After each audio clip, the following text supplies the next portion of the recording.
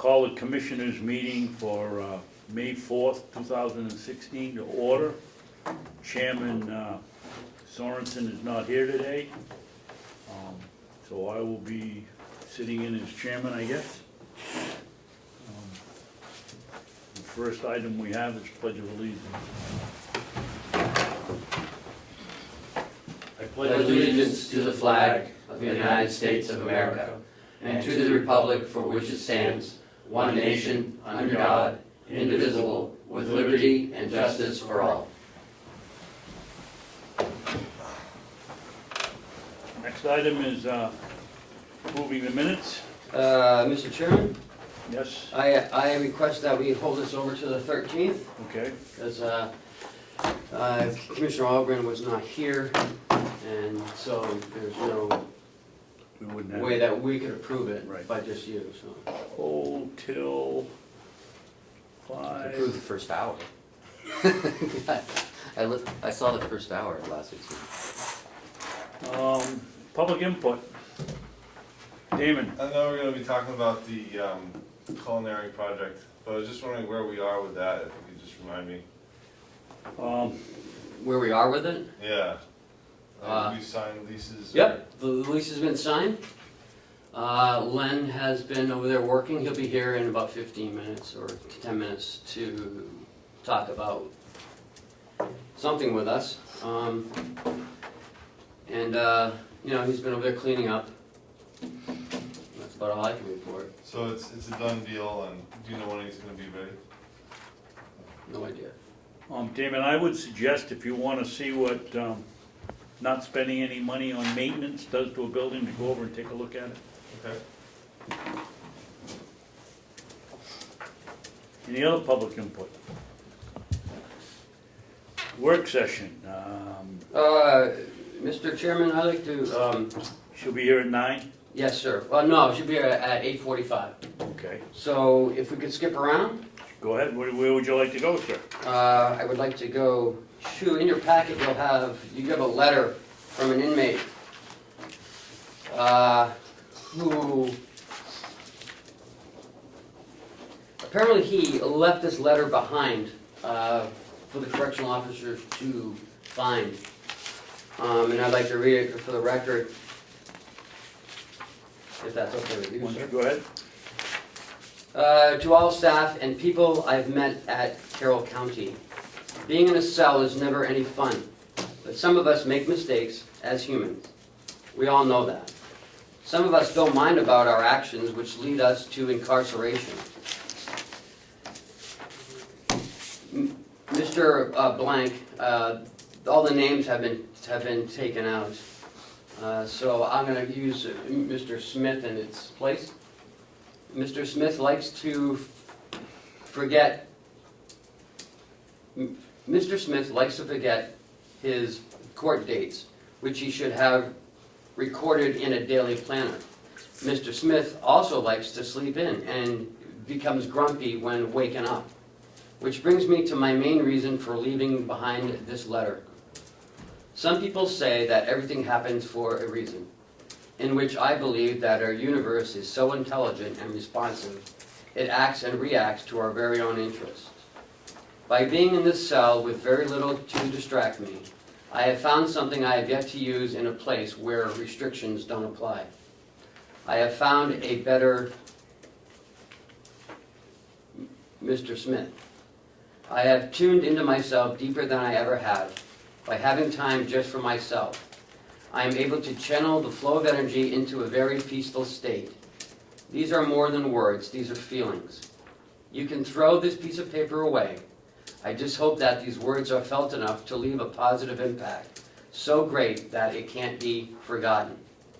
I have learned many things from my stay at Carroll County, and I'm very glad I was able to understand that this was a lesson I had to learn. A lesson I had to learn the hard way. Every being is something great. A great parent, a great friend, a great cook, a great worker. You who are actually spending time reading this, you are great. The world needs you, as it would not be the same without you. I want to say thank you for these lessons I've gained as well as my growth. You have seen my growth slowly towards my breakthrough, as I hope this helps lead you to your own, Mr. Jones. Does Jason know who left this letter? I'm sure he does. Be interesting to see whether the young man comes back or not. Whether he really did learn his lesson. It's easy to write it, it's a very nice letter. I just hope he has learned his lesson and stays clean and out of here.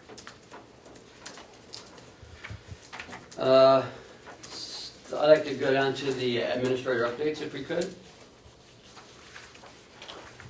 As you remember, last November I was served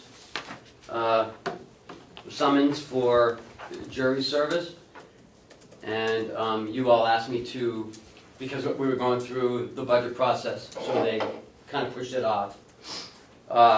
So from June 21st through July 21st, I could be called to serve.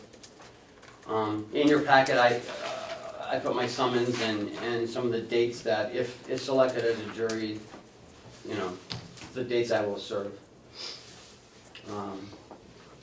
So I report on June 21st at 9 a.m., just to let you know. Is that a Monday? No, that's a Tuesday.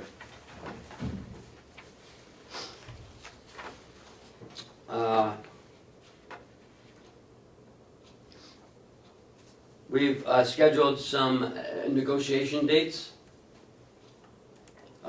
June 10th and June 24th at 10 Can we a.m. go back to this? Oh, sure. Yeah.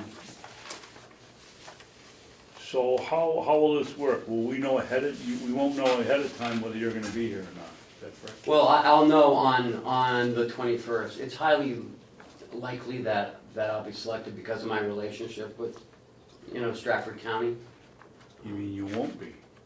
You said will be. Oh, no, yeah, right, yeah, it'd be unlikely that I'll be selected. So I'm not anticipating, Going away. right. Okay. But if I do, you know, I will definitely let someone know. We'll probably be able to tell if you're not here too. I know, the whole place will fall apart. So, Commissioner Ahlgren, on the 10th and 24th at 10 o'clock, we're starting negotiations. We had a couple other dates, Excuse me, Kenny, the dates? June 10th and June 24th. 6/10, 6/24. And we had some other dates, but it wasn't amicable to any, you know, to some other of the negotiating team. So I hope these will be okay for you. 10th, June 10th and 24th? Mm-hmm. Yeah, it should be. Okay.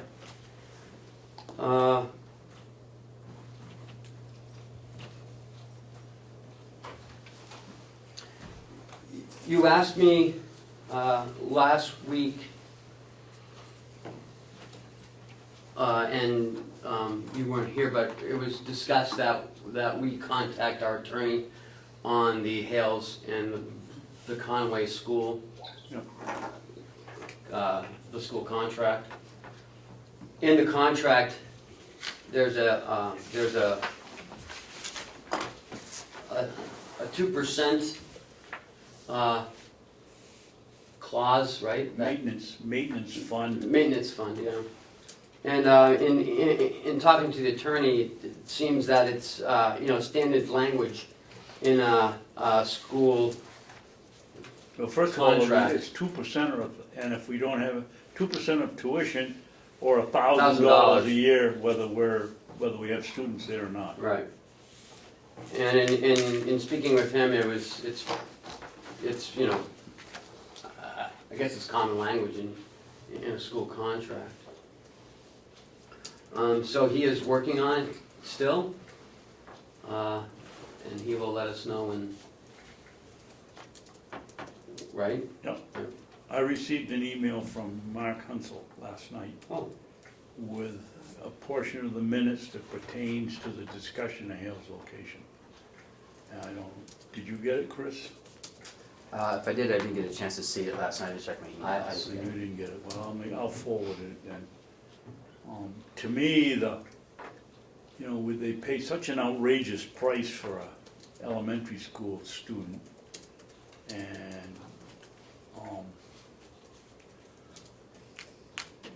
to stick them for 2% or $1,000 a year, more than likely it's gonna be $1,000 a year, cause they don't have any kids going to school. I hope it doesn't become a sticking point, but are we obligated to go to Hale's location and discuss it with the people that are gonna pay this bill, or do we just make the decision?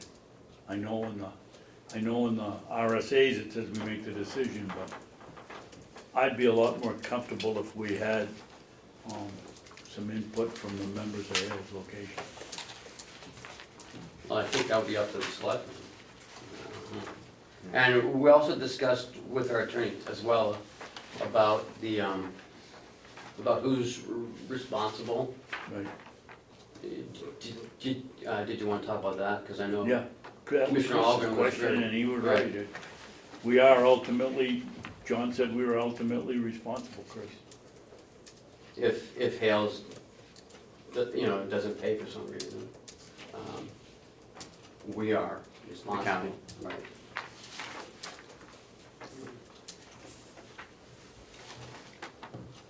We also discussed the $9,000 payments. And apparently there's a 1-year Oh, yeah, look that's right, back. we did.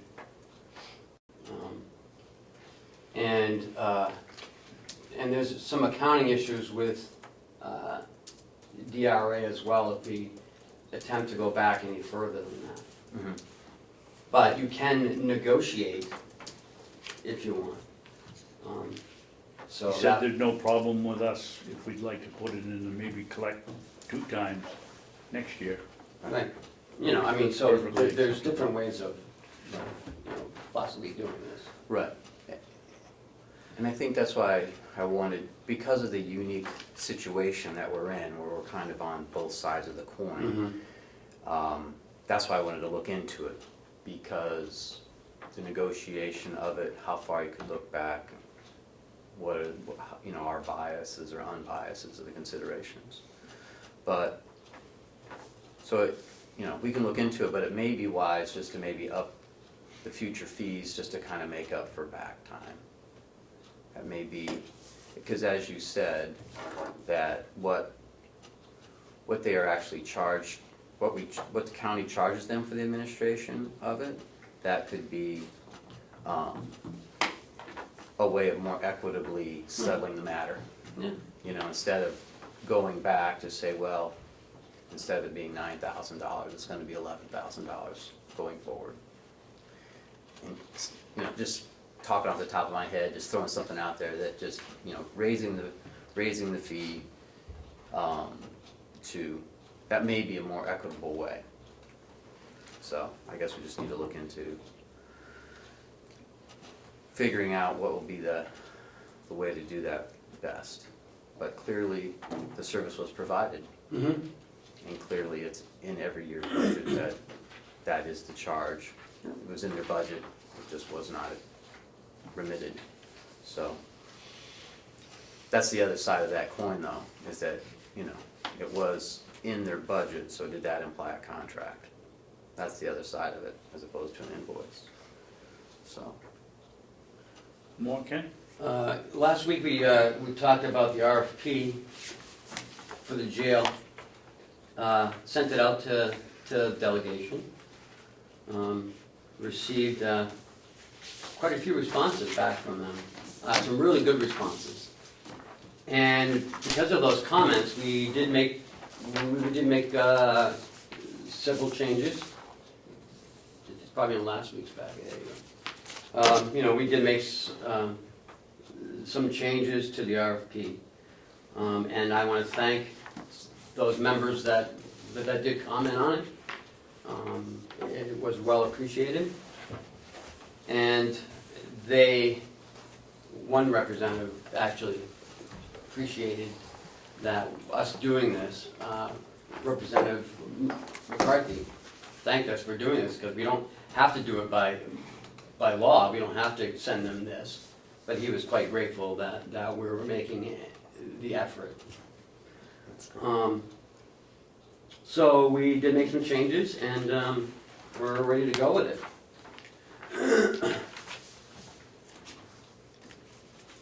It doesn't require a vote, does it? No, because we already talked about it last week, it's going into the paper tomorrow, so. Did you want to talk, did you want to go into the hunting on the county land? Well, Maybe we can start it, I guess, and go back, I don't know where they are. you got anything, any other shorter business? You should be here pretty quickly.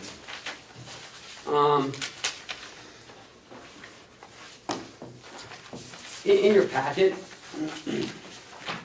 there is, it was discussed last week with the cooperative extension and the high tunnel.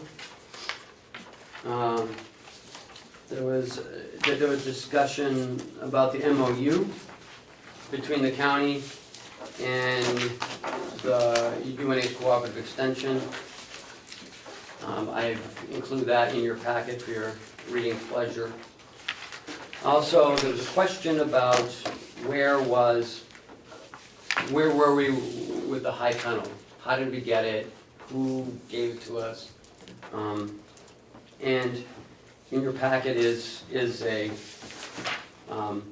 memorandum of understanding between the conservation district and the county. So, to the best that I can tell, it's the counties now. And I talked with Olivia after the meeting last week, and there are some things in the high tunnel that belong to the cooperative extension, and it was some electrical outlets and some wiring and I think a heater, I'm not sure. So there was also some discussion last week about use of the high tunnel. Olivia is using it to evaluate some green peppers. And I think she's going to be using half of the tunnel. So there's the other half. Not sure what we're going to do with it. There was some discussion from Miss Wiley from Sandwich. She had asked about what could be done with that, and I don't know if she has anything else for us this week, but we could ask her later. Olivia called me at home, and she was concerned about how much usage she was going to get out of the high tunnel. And the other research project is cover crops and how much use of the garden she was going to get. And we talked for quite some time, and I said, well, why don't we do this? You use half of the high tunnel and half of the garden, and we'll use the other half of the garden and the other half of the wind tunnel, high tunnel.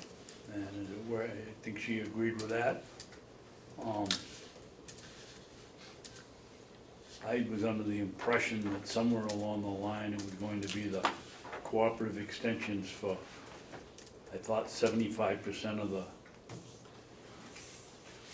space for last year, and then it would be pretty much ours from then going forward, but I guess it hasn't worked out that way.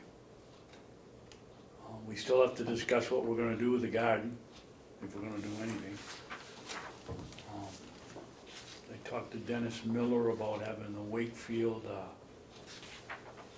food pantry use it, help us with it. He's away, and so when he gets back, we'll talk about it.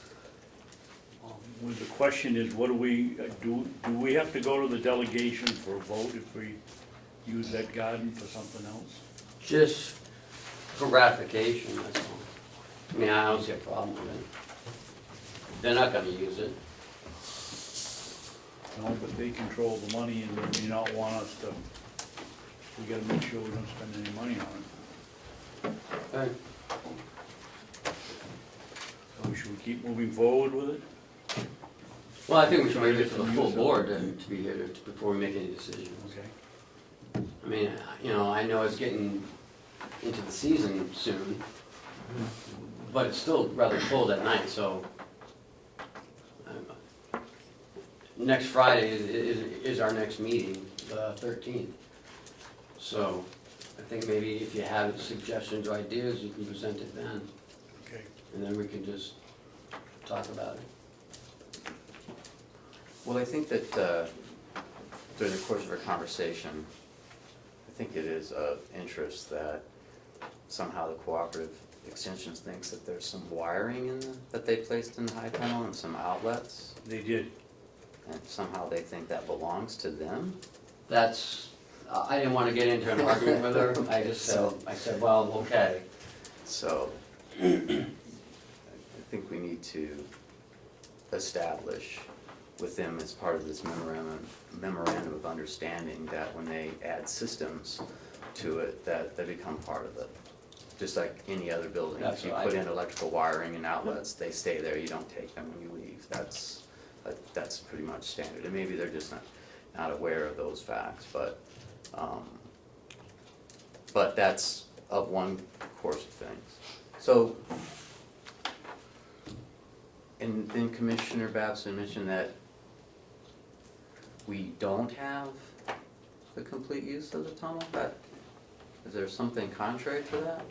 She wants to use half of it for her UNH experiment. Right, for agriculture experiment. Okay. So, I mean, we just need to grant her that permission to do it. There's nothing to say that we can't allow her to do it, it's just the building is ours to do with as we wish. Maybe if what we wish is to let her continue and give her half access, we can do that. And the other half we can lease, use, however we wish. I don't think there's anything precluding us from letting them. From my understanding, I mean, from my institutional knowledge was that once they completed the research that they were gonna do for that certain period of time, then the high tunnel would revert ownership to the county and to do it as it wished. So, I mean, it's not crystal clear in the agreement, but, I mean, as reading it, you know, I would think it would become ours, but.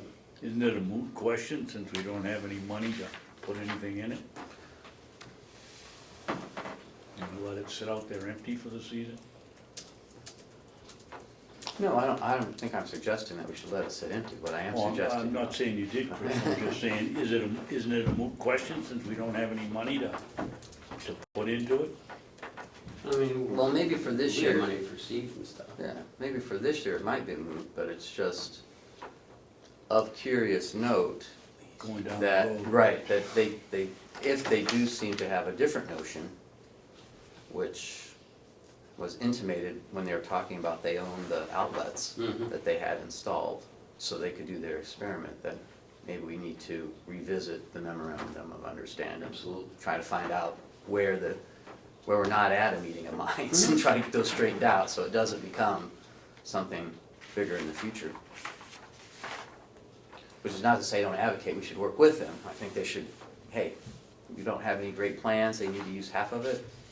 I can't see any reason why they can't, and we can bring up that motion next week when we're all here and vote on it. And make them feel more comfortable Move with the forward. fact that they're, you know. Yeah. Okay. Len, Yes. Darlene, how are you? Great, thank you. Want Thank you guys for come on seeing up? that. Len, why don't you come up to the, guys, come up to the table, everybody. So we wanted to, If you could introduce everyone Yeah, for the Darlene record, Martino, and for our memory. working with the Mountain View Culinary Academy. Susan Darlene. My name is Jeff Hayes. I'm Executive Director of Lakes Region Planning Commission. I've been talking to the Academy about some grant opportunities that can help them move forward possibly. And you all know Lynn Martin. So we wanted to sort of update you on our progress and where we are, where we hope to be in the very near future. Within another week or so, we'll be solidifying our license with the DOE. Councilor Kenny wrote us a really nice letter in support of the program and helped us basically unofficially finalize that whole license. We have all the pieces that we need. We're having a certified accountant verify our numbers, and then we'll offset with that. At that point, we can possibly go to the bank to get some funding, but then as we were exploring the different opportunities for funding, we thought, wouldn't it be wonderful to be able to kick off a real wow factor without being in debt? So we were pursuing different avenues for grants, and that's how we met Jeff through the Northern Border Regional Commission, and we were pursuing stuff like that. So we wanted to maybe present some ideas to you and get your feedback on it. It does seem like a really wonderful opportunity to grow very quickly and put something really amazing in place from the get-go instead of trying to, piecemeal it together. Mm-hmm. Sure. Sounds good. Oh, I'm sorry. I said, it sounds good, please. Okay, I assume you're familiar with the Lakes Region Planning Commission. We're, one of 9 regional planning commissions. We cover communities, 30 communities around the Lakes region. So we've been around for about 50 years.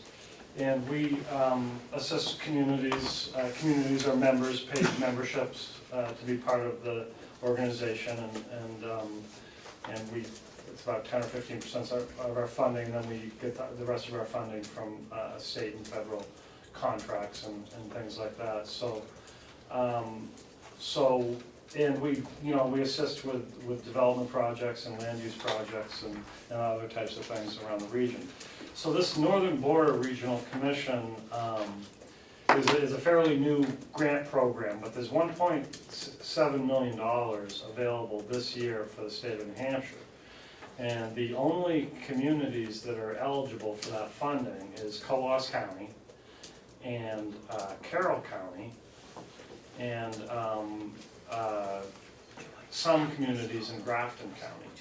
Comeau County gets 100% grants from this.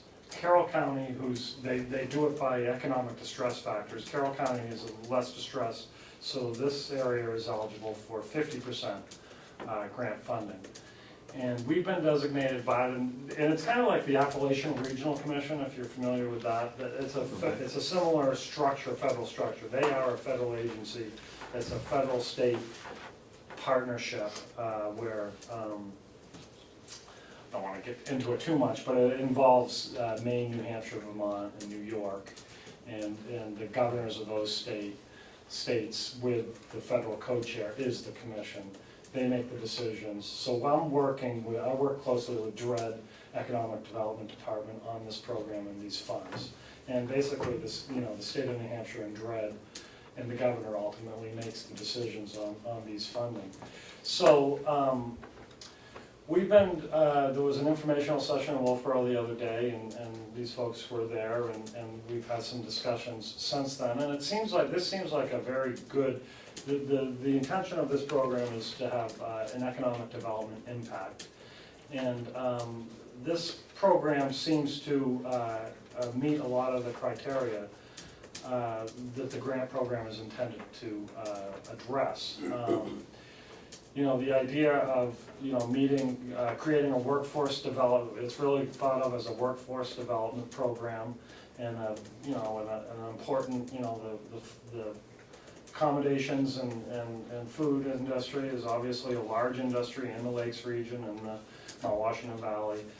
So it's an important, and we're told there's 30 businesses or so are interested in this and see that they could use people coming out of this program in their, give them jobs, which is a key element. So we're starting to, I think, we've had several discussions now. We had a conference call yesterday, and I think we're starting to put together a pretty good, pretty good competitive grant application is starting to come together around this. So again, they'll cover 50% of the costs involved in the grant. So, and they will cover training costs. So they'll cover some of the labor and staffing expenses. They'll cover equipment costs. So they, there's something like $100,000 worth of new kitchen equipment that could be purchased through this. They'll cover some fit-up costs and some IT costs and some other things. So but it has to come with a match. So one of the ideas, so we're trying to figure out where is the match going to come from. You need a 50% match. And one of the ideas that's been thrown on the table is, my understanding is they're paying $1,000 a month for the space. Now, if it could be said that the market rent were higher than that, then the county could say, okay, we're donating this space as $1,000 a month. Maybe it's worth $2,000 a month, to throw out a number, I don't know, and say, okay, well, that below market rent, the difference between the below market rent and the market rent could be considered an in-kind match. Mm-hmm. So how I'm looking at this, we're looking at the possibility that if the county was amenable to the idea, and we looked at this potential market rent scenario, that they could get maybe up to, if they have a 3-year lease, they could get up to, $36,000 could potentially be used as a match to these grant funds. So that's one thing that I think, and those grant funds could, so that's definitely one thing. There's also some other interesting grant possibilities that could help to renovate the building. There's the Community Development Block Grant Program through New Hampshire Community Development Finance Authority, where there could be some building improvements that could be completed on the building. And the way that CDBG program works is the town or the county has to be the applicant for those funds, and you've probably done that before. I'm sure you must have somewhere around the line. And then so you have to be the applicant, but it's very common that you sub-grant funds to another organization or a nonprofit. I'm sure you've done, like with WEDCO, you've done some economic development loan projects, and I'm sure you've, over the years, you must have accessed some of that money, because that's a very common program. So this program could help to qualify that building for some of those grant funds, and potentially provide some funding to renovate that building. So, and then there's also a USDA Community Facilities Program that, again, this program would help to qualify that building for those funds. So I'm seeing maybe a nice partnership, a nice public-private partnership here forming where through cooperation and partnership between the county and the Culinary Institute, there could be some access to some grant funds that could be mutually beneficial. So I just wanted to come and lay out those possibilities a little bit for you, and I guess get you to, one, consider this idea of an in-kind match through the rental, and two, look at the potential of a CDBG grant in the near future. We have 2 ladies coming to talk to us in more detail next Wednesday. They're going to be with us between 10 and 2, and maybe they could even come over and talk to you folks as well, because that's a nice grant as well. that would be able to be put into the building to. And where are these ladies from? They're from the CDBG grant people Unfortunately, next Wednesday, our meeting is pushed off to next Friday, next week. so. Okay. But, Yeah, that's right. but if one of the commissioners wants to drop by, he could. I don't know if he's gonna be around, but, Okay, I'll talk to you next Friday if, I'm not sure what his schedule Yeah. is. But after that, you're here on Wednesday. Yes. this month is kind of squiggly because, we normally meet on Wednesdays, but this Wednesday, next Wednesday we're not meeting, we're meeting Friday. Yeah, And the end of the month, the 25th, we're meeting on the 24th, yeah. which is a Tuesday. Because there's something going on Wednesday, so. It's a training, Yeah, it's a training. 91A training. Right. Over at the- But it's, Well, it does sound interesting. It If you does can sound arrange to meet very with them on Friday, you know, coincidentally the 13th, I don't know if that scares you that the meeting's on Friday the 13th. not at but- all. There are deadlines to these grants, so the one with Northern Border has to be in June, and this other one that's quite large with the CDBG has to be done in July. So, and then we hope to hear back August, you know, and then Mhm. there's the other one, I believe, the USDA one is due next January, Mhm. which would give us another 30,000 for a piece of equipment or a vehicle or whatever, you know, whatever. Oh. And we'll get that for, so, these first two grants, I mean, the first one, I think there's a cap at 250,000, and the second one could be anywhere between 500 to 1 million, you know, there's a lot of money on the table here, but the paperwork has to be in order, and it has to be timely, and it has to be accurate. So that's my urgency. Okay. Because if we do qualify and we can partner on this, we can put together something really amazing. Sounds great. Well, if it's integral, I'm sure you have to speak with the county administrator, but if it's integral for you to be on the agenda for Friday the 13th and they're able to come, then I can't see us really holding you back. So you're certainly headed in the right direction as far as the in-kind rent, because the market value, I believe you'll find, is higher. But we would require, I believe the board would require that you, well, I probably just more than the board, but you know, we're gonna have to have somebody come in who makes that evaluation. It won't be just something where the board decides it was really worth $2,500 a month. It's gonna have to be appraised, you know, by someone to come in and say what that actual value would be for, because I don't think that the board is qualified to say what that market rate would be. So, the deadline for this is June 11th, this Northern Border. So would you accept if the Institute brought you some, do they need to hire an appraiser, or can you get some comps or something of similar space that you could take a look at, 3 or 4 comps, where you could say, okay, here's some similar space, and this is what the market rate is on those? Could you accept those, or do you really need a certified appraisal?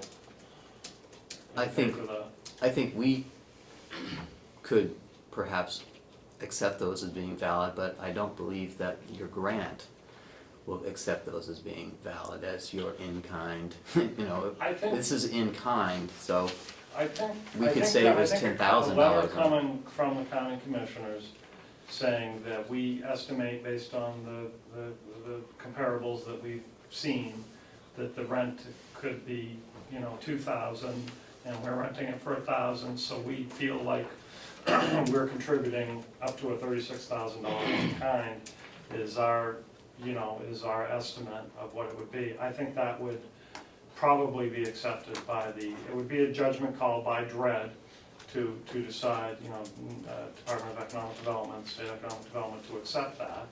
And they could say, well, I need more information, I need more comps.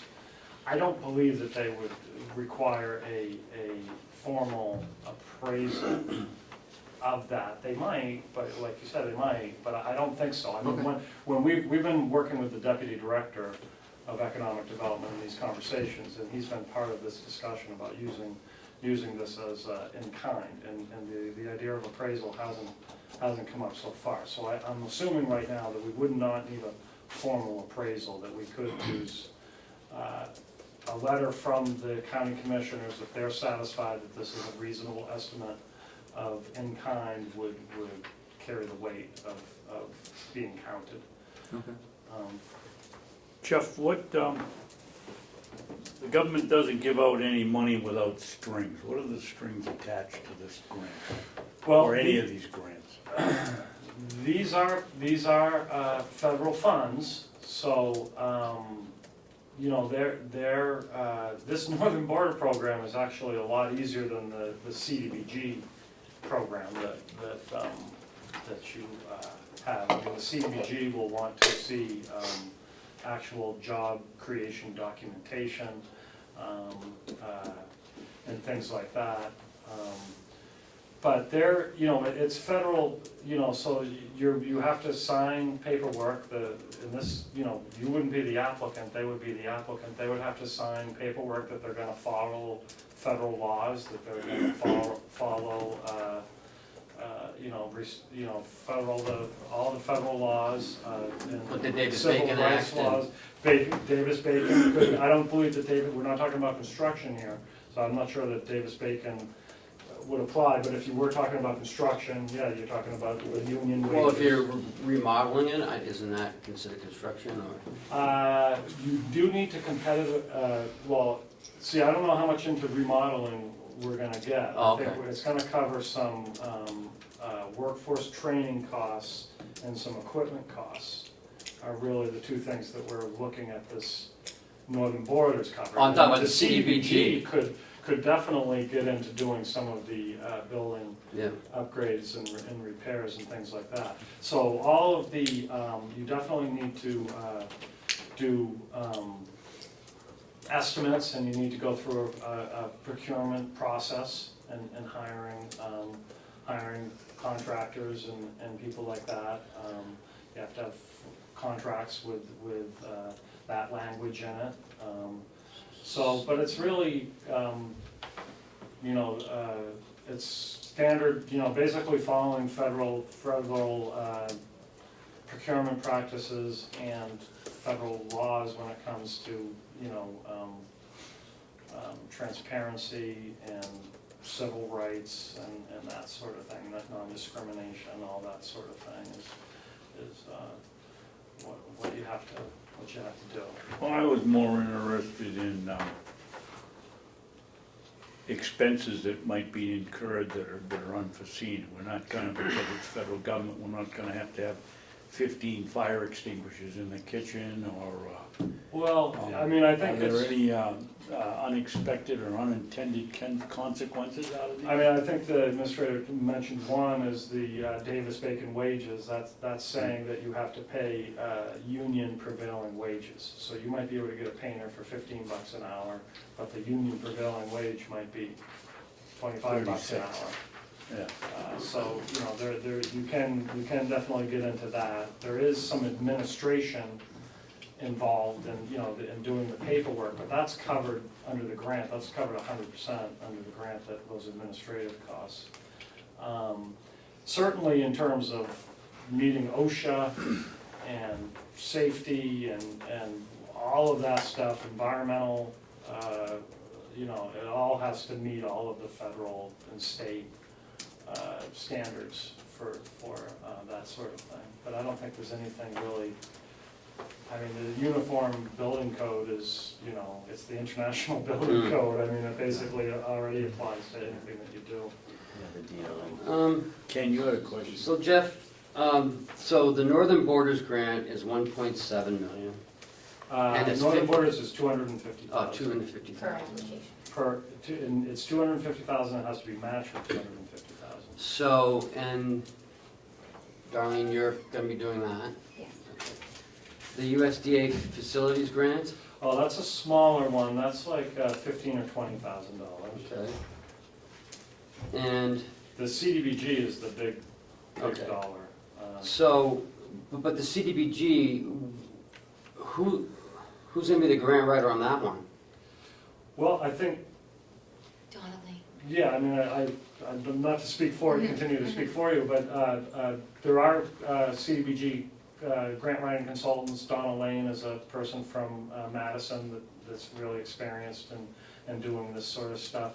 There's a $4,000 grant writing fee that gets written into the grant that she gets, so if the grant is successful, she gets paid out of the grant funds. Well, what I'm saying is who, But you would be the applicant. that's my The question. county, CDBG requires that the county or the town be the applicant. Yeah. And especially in this case where you own if you're talking about improvements to the building, and you own the building, you would have to be, you couldn't sub-grant building improvements to another organization, or that would be difficult to do. Because they got all part of your property. Well, we do, I would suggest that, you said you had one grant that was almost mocked up? So this Pretty northern close. border, I think the thing, to get back to the priorities, I think is, it's this northern border grant, which is $250,000. It's due, the grant application is due June 11th. They want to make decisions by August. And if this body would consider writing that in-kind match letter before the June 11th deadline, that would be the most helpful.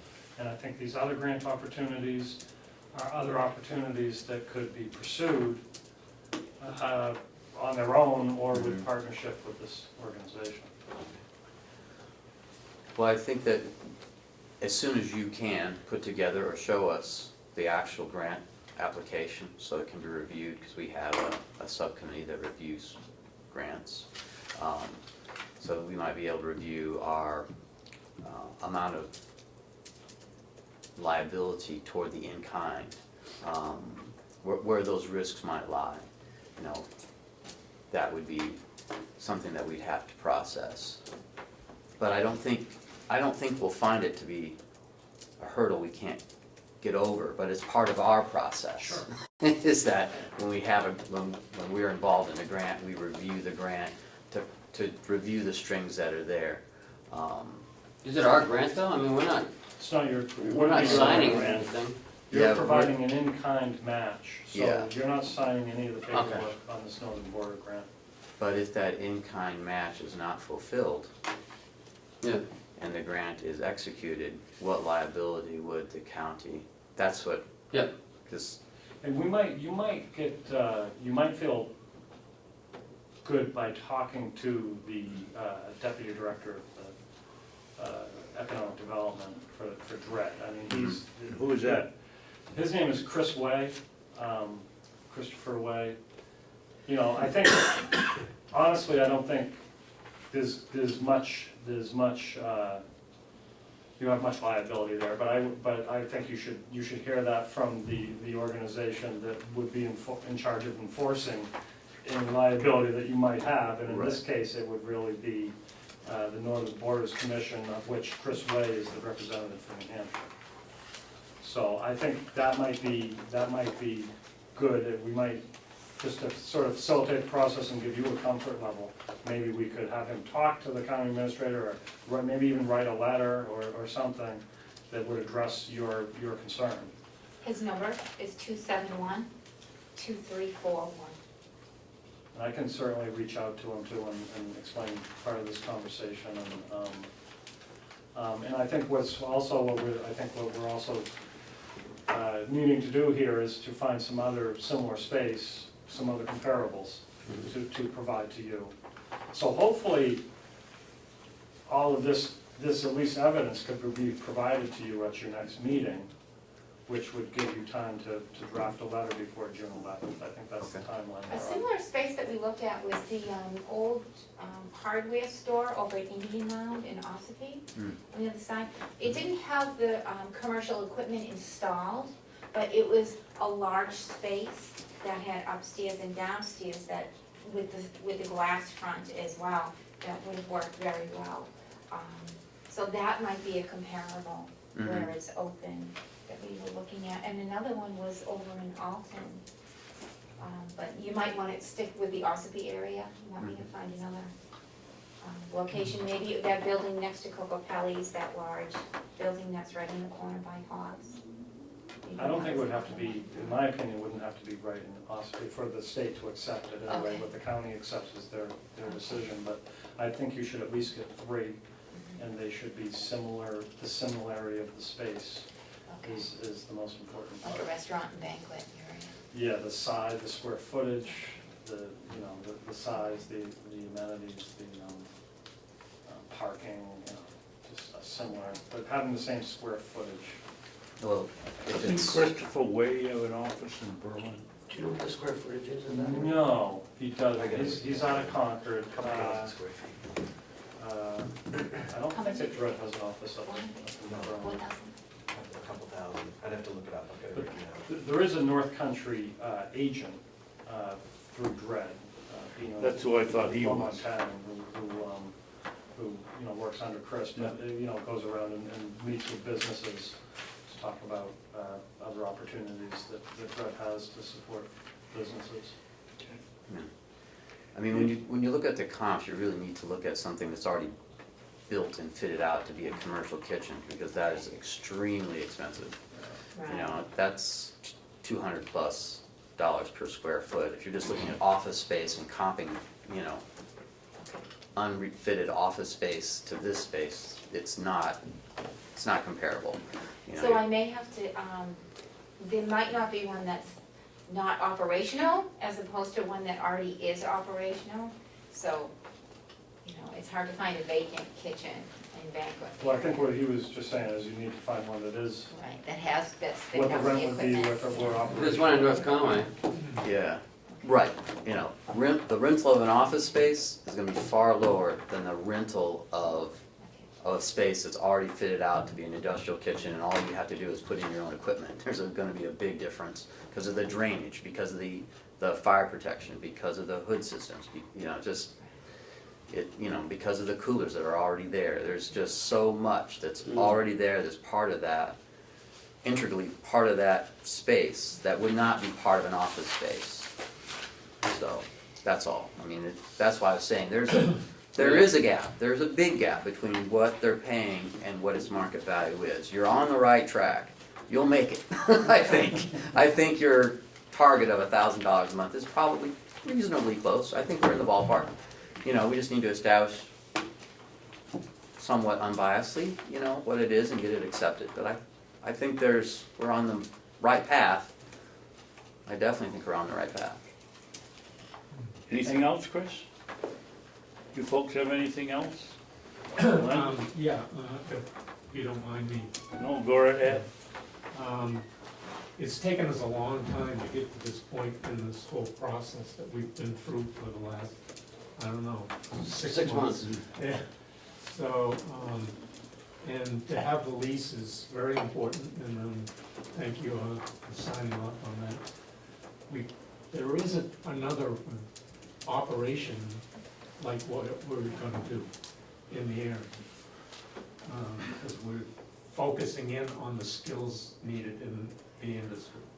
We already have like 20 restaurants signed on to do the internships at when the time comes, and they're backing what we're doing very much so in the whole area. From over on the other side of the lake to here, around, we've been really lucky with that. Yes, we've got some things to do down there to bring it all up to where the inspection's gonna be. But again, the Department of Education was a pain in the neck for us.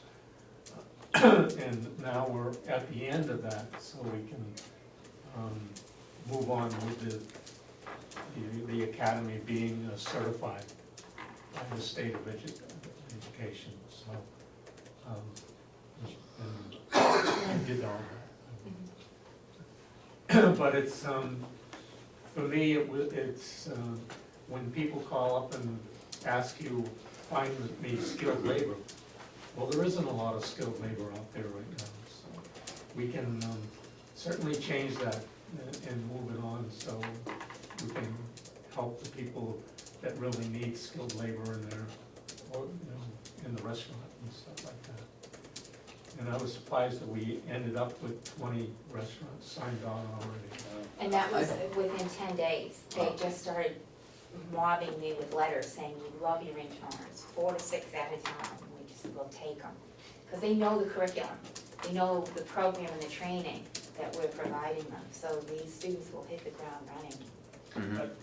I've worked in economic development in the North Country and the Lakes for the last 20 years, and I'm telling you, this labor shortage issue is killing us right now. I mean, we've got this bigger demographic issue of aging, or we're in one of the oldest counties in the state, in the country right now. But we have manufacturers, lots of manufacturers in the Lakes region that are just want to expand, but they can't find labor. And the same thing, skilled labor, and the same thing in the I know less about I defer to these guys about the shortage in the food and accommodations industry. So it's that skilled labor shortage seems to be one of our major economic development limitations right now. And the only other thing I wanted to add is I think that building has a lot of potential, and if Lakes Region Planning Commission can assist in any other venture that you might be thinking about over there, then I'd be glad to weigh in and help you think about some possibilities there and connect you in with some of the federal and state programs that could assist you in moving that forward. Thank you very much. Yeah, And I'll thank leave my you. card with the administrator. Welcome, any help? And on the lease, it says that the first payment is due August 1st, and because we had some delays and with the DOE, we were hoping to be able to push that payment off a bit until we get up and running. And so in the lease, it says August 1st that our first payment is due. And while we put together this in kind, if you can. Yeah, we open can, that. well, you need I to kinda submit like- something to Okay. Ken, and then we'll bring it before the board, and Yep. It's do gotta that be next week. discussed amongst the board. Anything else? So what I need is some comps from you. And then let me know, Darlene, if they can make it on Friday the 13th. If not, then maybe someone can go and listen, because I'll be away those 2 days. Okay. Damon, it's not public input, but since you're here and can give them some publicity, go ahead. I was wondering if you guys were looking at, GoFundMe or Kickstarter or anything like that. It seems like there's a huge interest in the farm and sort of the county affairs, and you're doing kind of food preparation. I think you'd probably get some straight up donations as opposed to, just grants or stuff like that with no strings. Just somebody might give you a check for $50 and then somebody else might come along with $1,000. Could add up after a while. That would be wonderful.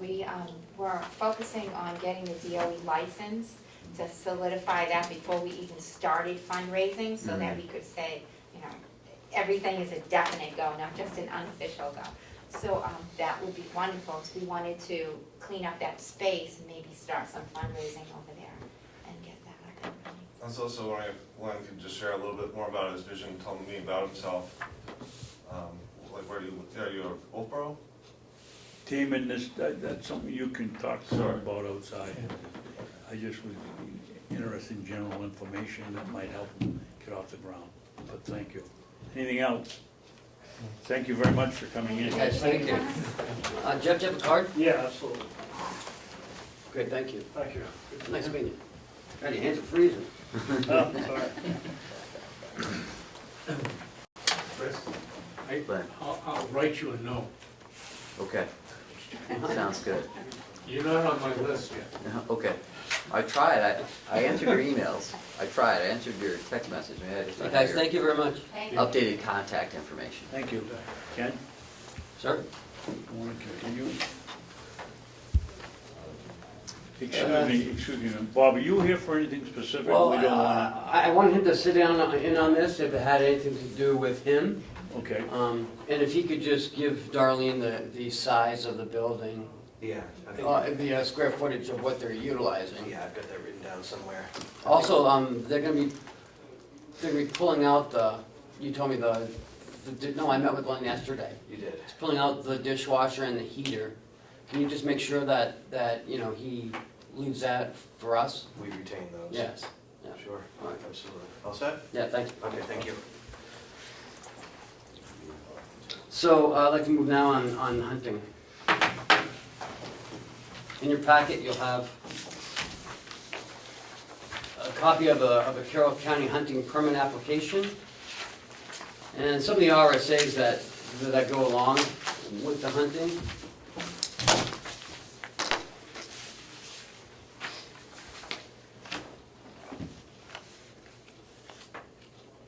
This is from another county.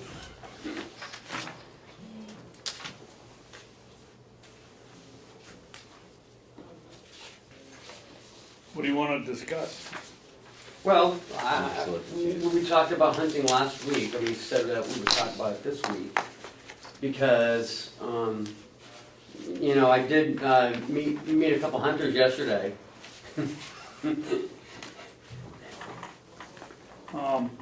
Ken, in your doing your research, have you come across any incidents where anybody has been injured hunting on this property in the last 200 years? I know nothing's happened in the last 20, because I've been here.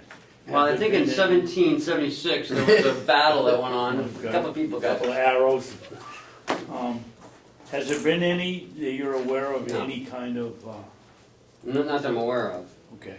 but I've only been here 9 months, so I don't, Yeah. not a lot's happened since then. So- But, I just apologize, your question, what is the question? What's the issue that's happening, that's surrounding what we're talking about? Do we currently allow hunting? I just, Yes. we do. well, no, I mean, there's no, They hunt here all the time. okay. We don't say, no, you can't. Well, then I think we should have a certain procedure, so we know who's hunting on our land and who's not. That they're not using high-powered rifles 200 feet from the building. You know, it should be shotgun only. And, you know, if people wanna put up, like, you know, a tree stand, you know, it needs to be taken down after the season's done. We don't want, like, you know, tree stands left in the trees for 5 or 6 years, or, you know, abandoned. Okay, so we currently do allow it, but we don't have any policy or procedures written down in place. Right. Okay, that's the issue. I apologize for not. And then, I don't know how this came about, Damon asked last week if there was hunting allowed on here, and I've never seen anyone hunt out here. But Commissioner Babson says he has, and I believe him. They hunt here all the time, Yeah. And he ran into 2 people yesterday in the hallway. in the truck. Oh, ran into them in the truck. The truck was not in the hallway. The truck is not all Okay, right. good. Is the vehicle okay? The vehicle is Okay, okay. because you ran into it. So the discussion took place last week, and I said that I think we should have a permitting process, and that when the people apply for a permit, that they have some sort of boundaries of where our property is, and they should have some sort of, that they know that they can't use, you know, high-powered rifles, and that, you know, they should be a licensed hunter. They should have a hunter safety card. Just, you know, some of the rules, and there's a liability of landowners. You know, I like to check with, you know, our you know, risk management team and see what our liabilities are if someone shoots someone while hunting on our property. Okay. You know, not just. It's certainly worth looking into, but I'm curious though, because of our ownership status and being a public land, that might be, the jurisdictions might be somewhat unique and already codified. Well, I can tell you what Stratford does. Okay. And they have it posted that you can hunt, but you can only use a shotgun, you can't use a rifle. And because of where the buildings are You can't be running by the jail with a gun in your hand. You know, it's just common sense rules. Right, And that if you're a reporter, you can't hunt right. on our property, Because you break the law. because if you Except know, with the laptop. I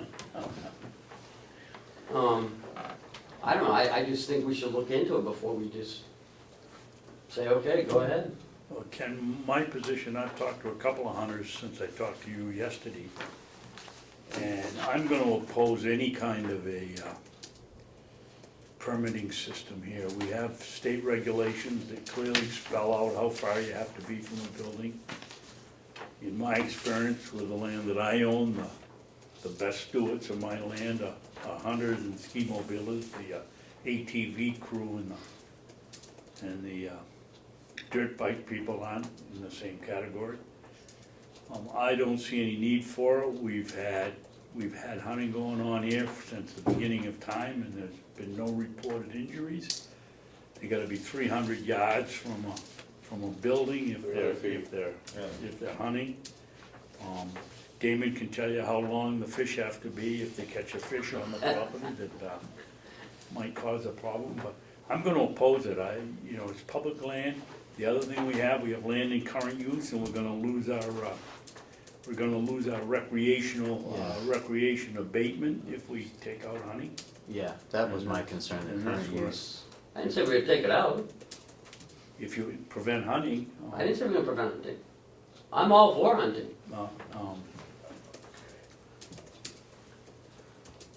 You know,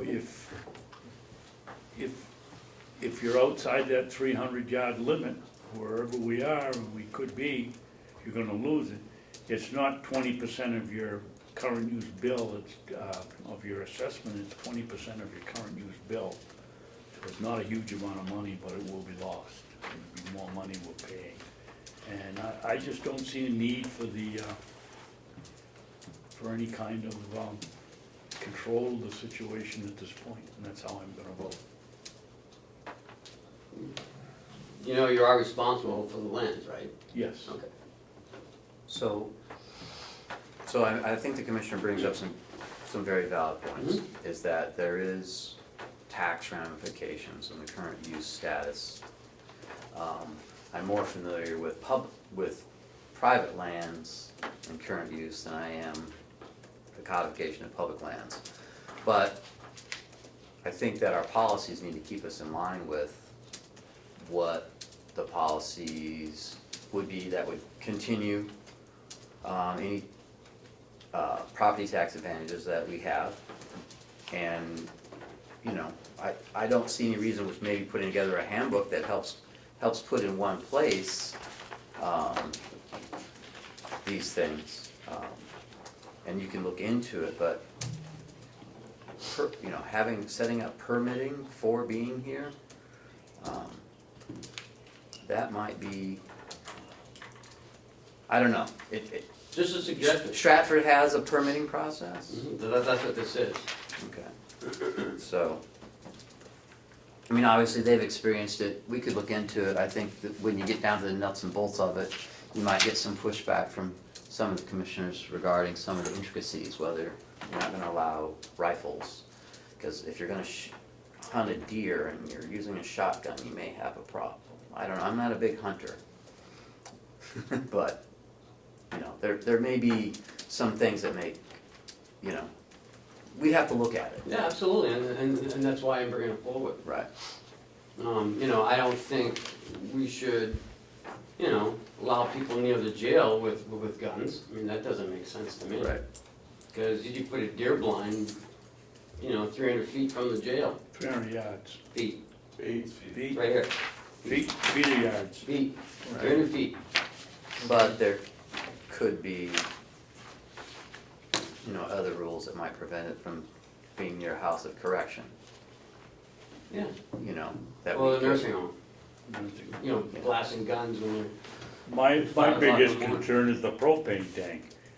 You know. no, that would be fun. Anything else on this? We'll discuss that next week, or? when Well, I Dave- just when want you Dave's guys to start back? thinking about it. Okay. Yeah, I mean, there's, You know, because there are, you know, you know, it's not like we don't have things to, you know, really look at. You know, because what if someone's, I don't know, out hay in the field and someone gets shot? You know, things happen. Up on that side, and then we have property near the school. I don't know what you want to do about that. You know, I mean, you need to think of what the abutters might want as well. So, you know, because we have a big piece of property across the road, right next to the school. I'm the abutter and I don't object. I'm talking about the county land that butts up against the school. And you said the abutters, I'm one of the abutters and I don't object. On the Wolfboro side? Yes, Okay. But they may object, yes, they may. so, you know, I mean, so I think there's like a process that we have to go through. Make sure that, you know, we think of everything, we cover everything, and we don't infringe on other people's rights, you know? It's just something, you know, to think about. Okay. I think it's worth looking into, but I think the commissioners are advocates of the use of the lands. I was on, the committees that we served on at the State House pretty much advocate that we do support those types of things. So that would be, we want to protect the county, but you know, we also want to protect the citizens of this county to be able to continue to have a wonderful free use and enjoyment of the lands that we have and share it with them, Absolutely. you know. We'll talk about this next week or the week after? Yeah, next week's like, it's really getting booked. I Okay. mean, next week we have public health coming in, we have maybe them, we have a lot of people coming in.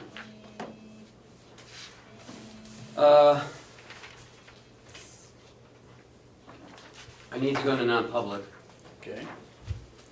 Is there any other business that you'd like to take up while? I have the yellow folder, but Nothing to sign? we can't because Commissioner Ahlgren wasn't here last week, so. Sure, blame you. Why, do you need two signatures on what you have? I don't know, I think, I mean, if you vote on it, you're gonna vote to seal the non-public minutes. And so, Oh, I thought they were bills for him. no, Oh, okay. I had no bills, nothing to No, we sign. can't vote on something he wasn't here for. So that'll have to wait till next week. How about slips and falls and trips? That's for review next week, I gave it to you for this week's review. Because I need all three commissioners to sign on that. This is a slip, trip, and fall policy. It's part of our Primex 3 certification that helps reduce our costs. The one I talked about a few months ago.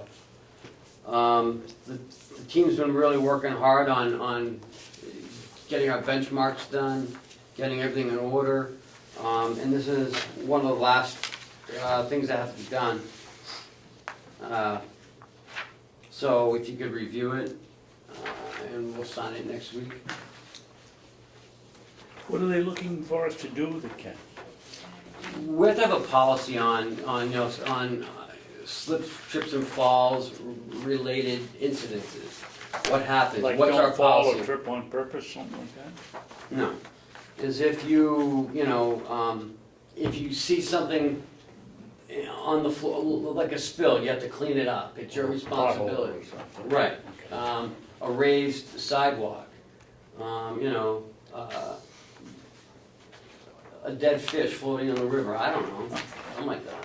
Hey, how do we know, Evaluation and how do we further. know that we get a reduction if we do this? Do they give us a set figure if we don't, and then another figure if we do? Or No, is it it- just them saying, oh, we'll reduce your policy, and we have no idea whether we do Right, it or yep. not? Well, no, it happens. It does, Mm-hmm. okay. Yeah. I did it in Stratford and it reduced, it's a lot of work, but once it's done, there's like a checklist, we have to go over 12 different things and what we do prevents it prevents risk, it reduces our liabilities if we have some of these policies in place. Like, for instance, if there's a little, if a resident drops water on the floor and no one picks it up, and an aide goes by and slips and she gets hurt, then, you know, but someone saw it, but, well, that's not my job to clean it up. You know, now it is because it's a policy, Right. so. You know, like, you know, power cords, frayed carpeting, weathered matting. So it's just in our policy. Sounds good. So we're gonna review it and then vote on it next week? Yes, sir. Okay. Sounds good. If Commissioner Sorensen gets back from Germany, if he can get back in the country, you know, get out of the country. And next week, 2 weeks from now, we'll take up the 6-month non-public meeting review that we've been doing regularly. Also in your packet is the 2 other policies. One is accounts payables, and the other is cash deposits and receipts. That's in his. Right. Yeah, we got ours last week. We're gonna be signing that next week. So if you could review those, that would be great as well. Okay. So you have a lot of homework. Okay. Anything else? No, sir. Anything else, Chris? I don't believe so. Okay, well, next we'll have public input, and then hopefully at the end of public input, we won't have any business afterwards, and you're all dismissed. Susan? If I could, thank you. I'm Susan Wiley, from Sandwich, and I was one of the active members on the coalition to save the county farm. And we continue to do our work, although we are dormant. We are continuing to respond to people who are asking us what happened. And you all very well know what happened. There is some question about whether or not the process for the subcommittee was transparent, whether or not the subcommittee that was assigned to do the work on looking at the county farm ever did deliver a report to the delegation, or it appears to people that what happened was instead of delivering a report from that committee and a recommendation, they formed another committee. And at this point, the question continues to go on, what happens with UNH and what happens with the Learning Center. And it does appear that the commissioners have appointed a committee. It's my understanding that I was going to be asked to be on that committee. I Yes, you was were. asked, but nothing has happened Okay. with that committee. Excuse me, so did Stephen get a hold of you? No, Wasn't he the one that Sorensen said would be chairman, Steve Knox? that's my understanding. He talked to Steve last week after the Yeah, meeting. that's what I Reading thought. the notes. Go ahead. And again, having listened to the Kendall Foundation report and feeling that the Kendall Foundation indeed has some goals and objectives that are very much like the goals and objectives that the Coalition to Save the Farm had, I would like to know, instead of wonder, what's going on with the Kendall Foundation? Is there communication? Will there be some sort of an organization formed that will take public input? Is there an opportunity for many other people to have involvement with what goes on with the Kendall Foundation? Or is it something that perhaps the commissioners and the delegation will decide what's gonna happen when a proposal comes forth? Or is there an involvement with people who are interested in saving the farm and taking a look at accurate and appropriate information about the workings of the farm? Could that be a part of something of that sort?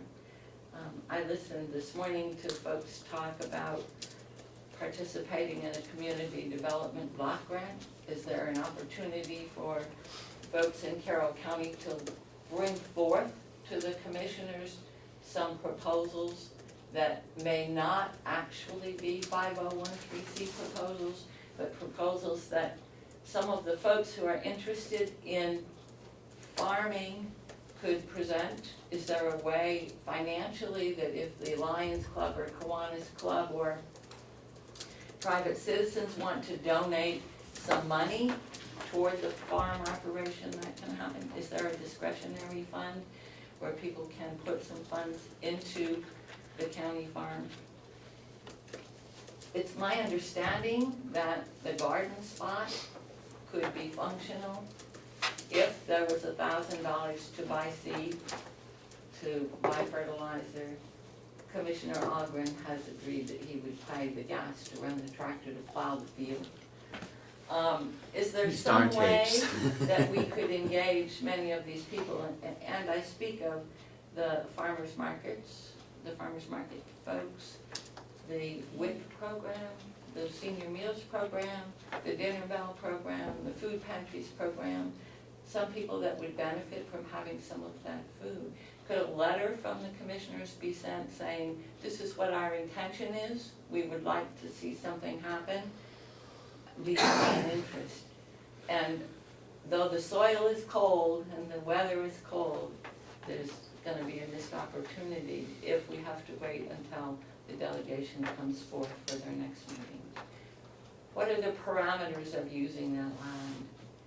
And are the commissioners willing to stand up and say, you know, we wanna see this land used, we wanna see the blueberries picked. We well know that a blueberry field that goes dormant, if you will, is full of blueberry maggots, and the bushes need to be trimmed off, cut back, and they won't be, again, productive for a few years. Those kinds of considerations, aside from the hayfields, aside from the many other operations that have been cut out, it seems just good sense and good practice to somehow or another get that productive land, or keep that productive land going. I guess my ending comment is that there was an organization that wanted to look at accurate information, and that never happened. And I would hope that a part of that, looking at accurate information, not only for the commissioners and the administrators and staff, but also for the members of our delegation, is, as the Kendall Foundation said, let me first take a walk. Let me first look at what you have. Do all of our delegation members who have formed this committee, this bias committee, I should say, to work on the learning center, have they ever walked this property? Do they have any recognition that we own property on the other side of Route 28? Do they understand the whole farming operation? Why would they not invite the farm superintendent to be a part of their committee? Of course, doesn't it make sense? No, because he's in favor of keeping the farm. Because what? Because he's in favor of keeping the farm. I don't think Will is in favor of keeping the farm if he's not going to be able to have the money he needs to run it.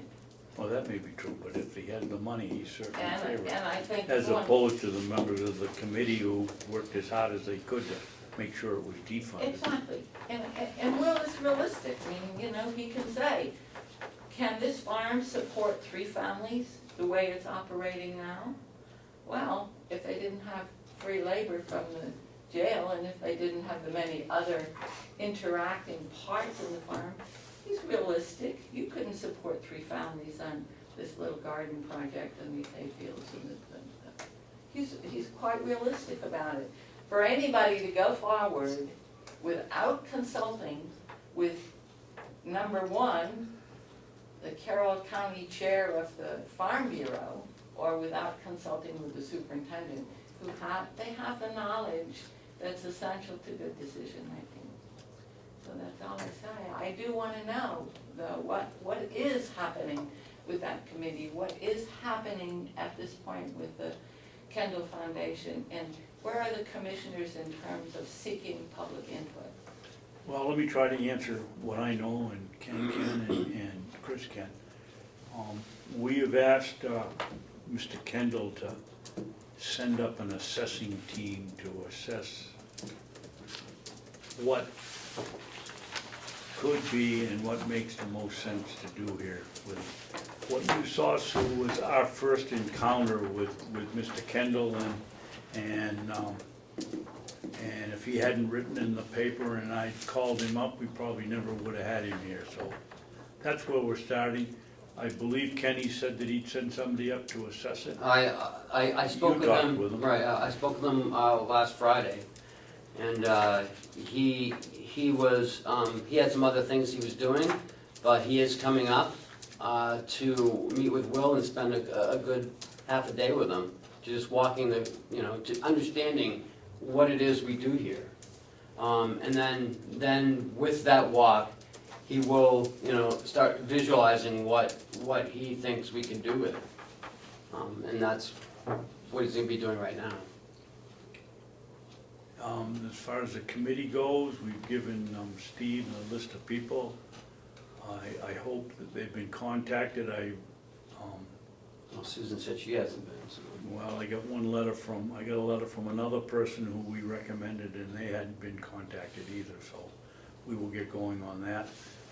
I think one of the goals ought to be, on this committee, is to try to come up with an accurate cost of running the place as we possibly can.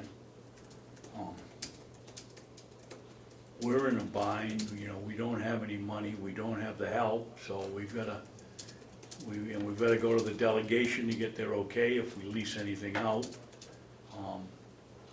We're pretty much in a box until we can get going in some direction. We get the blueberries, as you say, they've gotta be taken care of, and there's no help to do it. But I think the beginning is an assessment. That's where I think it needs to start. I wish we had said that to the members of our delegation when they were making that decision, because that was what it was all about, was making an assessment. Do I hear you saying that there is no place for community members or organizations to donate money to the county that No, can be I've used? contacted myself, I've been working with the Wakefield Food Pantry. Wolfboro didn't wanna do it, Freedom does, to give us some money to plant, but then I'm not coming up here and gardening 7 days a week. They've gotta come up with some method of coming here and taking care of it. Do you have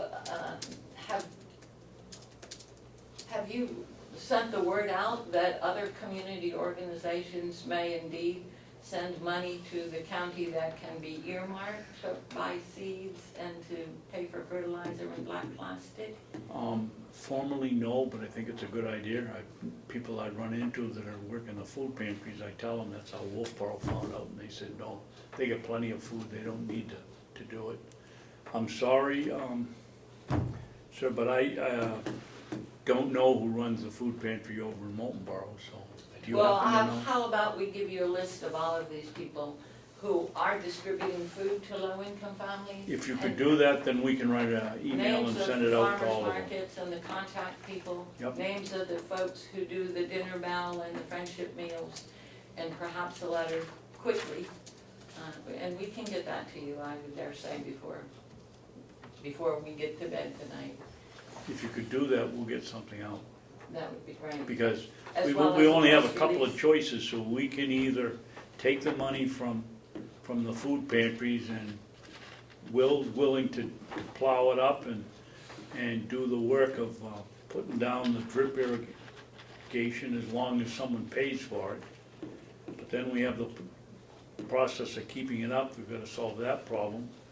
The very worst thing that'll happen is we'll plant pumpkins out here, and we'll have a pick your own pumpkin day or something in the fall. Cause I'll be damned if it's gonna sit out there and nothing growing on it. And is it my understanding that the public has been invited to pick blueberries? No, Okay. one of the ideas we've had is a pick your own. With a fee? Yes, Mr. Henry, Superintendent Henry says he doesn't have a problem with putting an inmate out there to collect the money on it, so that takes care of one of the employee problems. Yes, great. We have 100 cords of wood out there that we have to get out. We just, it killed us. I mean, they achieved what they set out to do, and that was to get rid of the fire. And it was not transparent, and I question whether or not it was legal. No, I don't know But about that, there's, it's more important that we plant food and feed hungry people than to fight with the delegation at this point. So we will try to do the very best we can. You get that list over to Yeah. us today, and we'll work Thank you. something out. Damon? Couple things, is Mr. Kendall being made aware of Mr. Martin's project? He He will. was. Yeah, he will too. Cause it seems like while he's up here, they ought to meet too. He's gonna see, you know, the whole operation. Okay, and then the other question I had was, you know, in terms of the hunting, it might give the commissioners less heartburn, or Ken less heartburn if it was limited to archery. You know, then there's less chance of an errant shot going hundreds of yards, Well, let me guess, you're hunting with bow now, perhaps. perhaps. Well, it's harder to catch illegal fish when you're Well, fishing you might in be the using- water. A fishing pole, try to catch turkey. Anything else? Anybody else have any public input? Mr. Brown? The grants for the culinary, we really need to see the actual grants. Cause it just, from every grant that I've seen, there are definite strings attached to it. So I think we need to actually see all those grants Okay, thank before you. moving forward. Thank you for your comment. Anybody else? With that, Chris, you wanna make a motion to go into, oh, just one other thing. Don't we have on the list of upcoming activities, isn't there a Mountain View breakfast coming up at some point, or we have National Nurses Week Yeah. or something? Yes. Oh, National Nursing Home Week. I did, are we gonna do commissioners update after public No, input? you're gonna do it now. Oh, I'm I sorry, just you had- had something? Yeah, I just had Okay. something I Go wanted to ahead. mention that Core Medical, I don't know if we're familiar with Core Medical, but it's a traveling nurse group that is based out of Nashua, New Hampshire. And I met one of their traveling nurses, Oh, and she's working, well, she was working at Genesis in Wolfboro. I guess now she's working at a place down in Rochester, but she works in nursing homes. So they supply nursing homes. She's an LPN, which I know, I guess we have a little difficulty getting, but they have RNs as well, and, you know, I don't know if our contract with the current traveling nurse company precludes us from entering into a contract with any other, but I don't think so. I don't think so. But anyway, they're from New Hampshire. She seemed very well trained and spoke very highly of the company she worked for, and she'd been with them for a number of years. So That's CORE? I believe so. Yeah, let me just double check my. I wrote it down in my notes. Hold on. Apologize. Just to make sure. okay, while you're doing that, nursing home Yeah. staff recognition, next Tuesday at 2:30. What's the date then? Next Tuesday, the 10th. And 2:30? Yep, and Joe Kenny and Commissioner Myers of DHHS will be here Thursday morning. I'm not sure what time. I just Of got this where? from Howie, at the nursing home. It'll be in Mountain View. For what? I don't know, Howie just sent me this yesterday. Joe Kenny will be bringing Commissioner Myers to Mountain View sometime this Thursday. I'm guessing it's in the morning, but, At Jeff Myers? yes.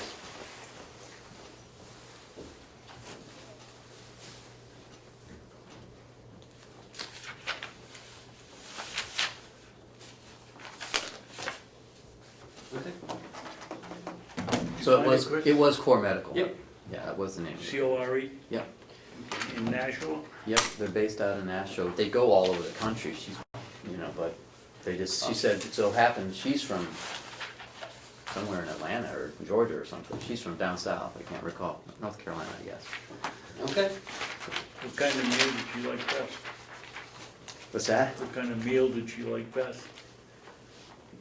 Have you Nachos. caught up with her in your restaurant? No, I was at a competitor's restaurant. So can we go in a non-public? Yes. On the Chris, you second wanna page, read it, sir? please? Chris, sorry, in a sec. You don't need that till we go out. Okay. So just right there. Yes, sir. Alright, I'd like to make a motion that we go into non-public, session 1, in accordance with RSA 91A:3, paragraph 2C, matters which, if discussed in public, would likely affect adversely the reputation of any person other than a member of the body or the agency itself, unless such person requests an open meeting. Seconded? Roll call? Commissioner Ahlgren? Yes. Commissioner Babson? Yes. It's unanimous. Yep. And we're not coming back out. I mean, we're not conducting any No other no more business business will be after. conducted afterwards. I mean, we are coming out. If we don't come back out, then I may change my vote. For any.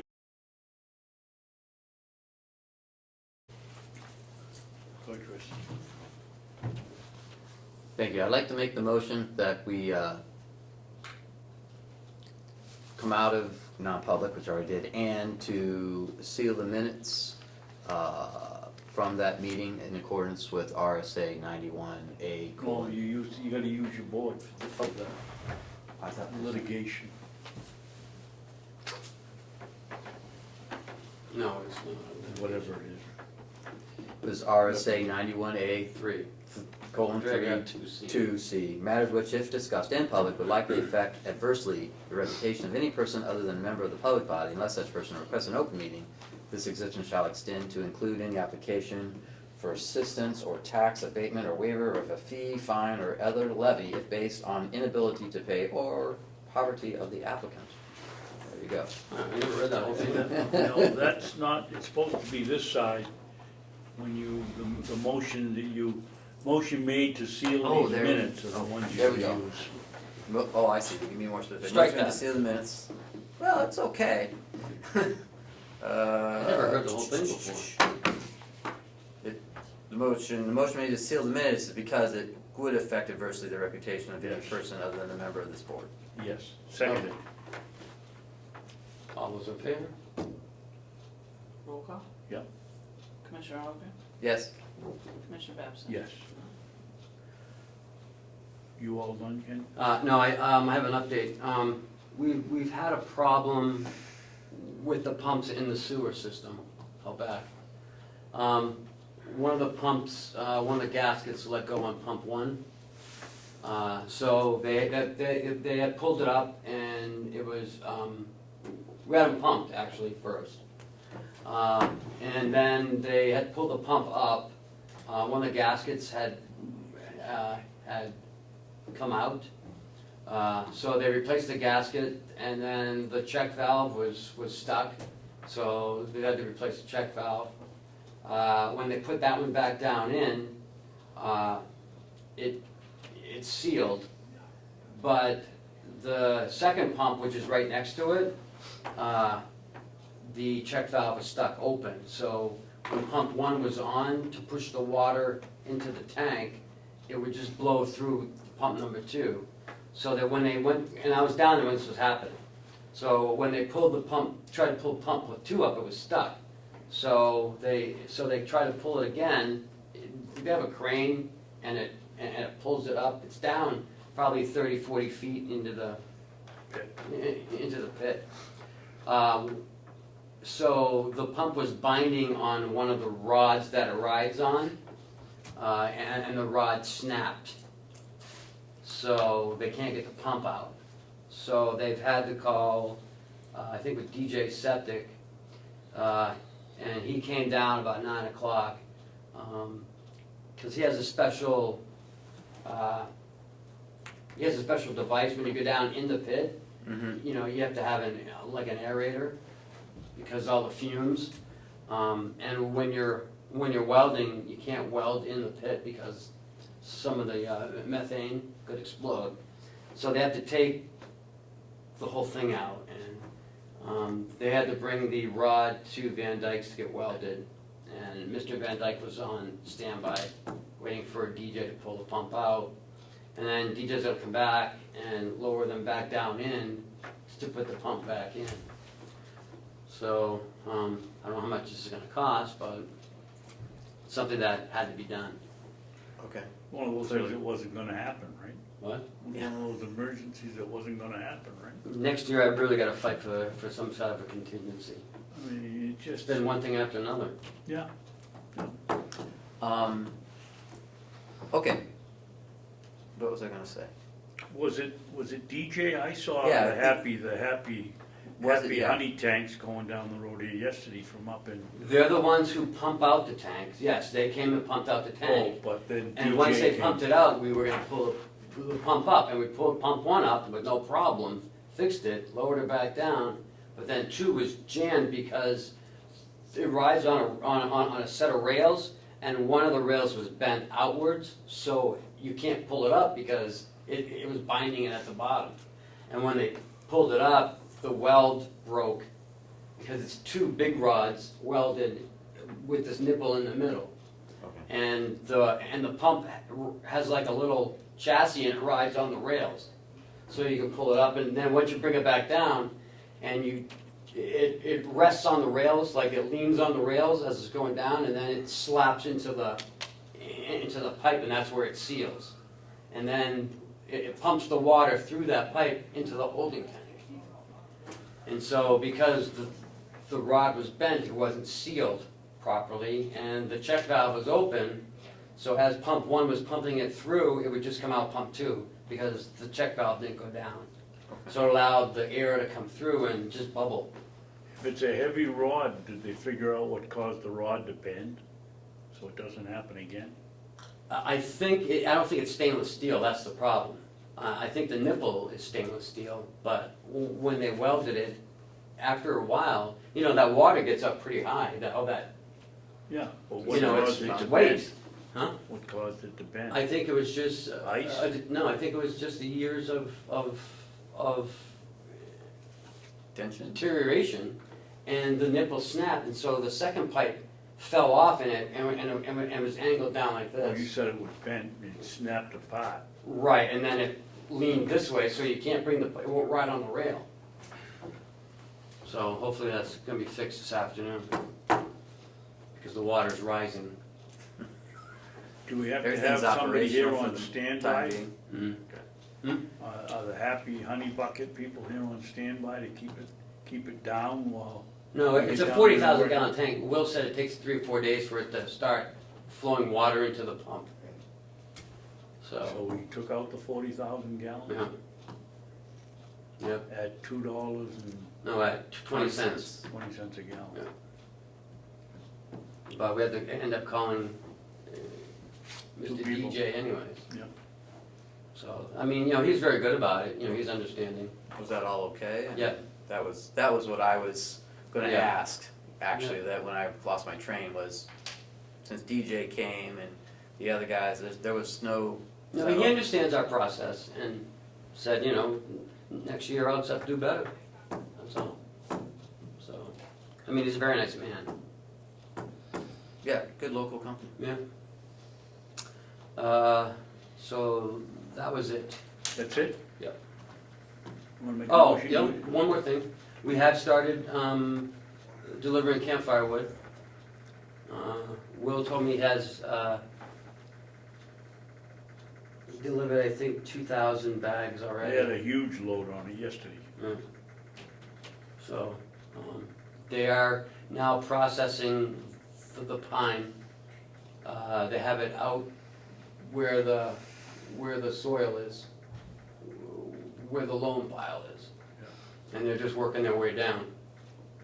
So, we have a lot of wood.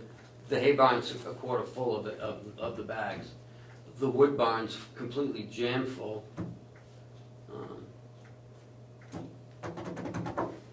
Of the log length? No, of the Oh, split cut. pieces. In the Split bag. pieces, we just have to bag it? No, it's all bag. All bagged. It's all Jeez. lined, yeah. They've been working on it all winter. So, The hayfield out here looks really good. The first field looks really good. Some of that We're gonna get some fertilizer hay, did, I yeah. told you we'll get some hay Yeah. this year if Yeah. the weather conditions are right. Okay, anything else? Are you done now? Mr. Administrator? Yes, are you I'm done. Okay. I'll make a motion to adjourn? Absolutely. I'd like to make a motion to adjourn the commissioners meeting. Seconded? All in favor? Roll call? No? Just- Not to go out. All in favor? Aye. Yes. I forgot I was the one who was supposed to ask.